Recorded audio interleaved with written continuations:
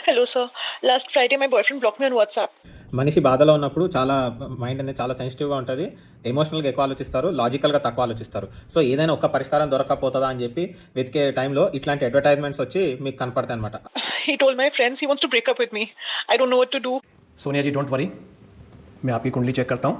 ఒక మనిషి జాతకం కరెక్ట్‌గా తెలియాలి అంటే place of birth, time of birth ఈ 2 చాలా ఇంపార్టెంట్. सोनिया जी मैं देख पा रहा हूँ कि ये आपका सेकंड रिलेशनशिप है और ब्रेकअप के चांसेस तो बिल्कुल भी नहीं है.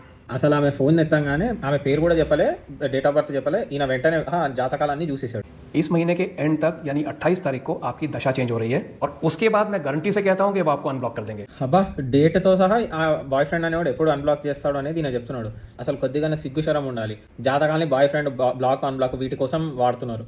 నేను జాతకాన్ని నమ్మొద్దు అని చెప్పట్లేదు. సరిగ్గా దాన్ని యూజ్ చేసుకోవాలి. ఎవరు సరిగ్గా ఉంటే వాళ్ళ దగ్గరికి వెళ్ళాలి. ఇట్లాంటి ఫేక్ వాళ్ళు చాలా మంది ఉంటారు. జాగ్రత్త. లాజిక్ లేకుండా ఎట్లా పడితే అట్లా యాడ్ జనాలు నమ్ముతారు కదా అని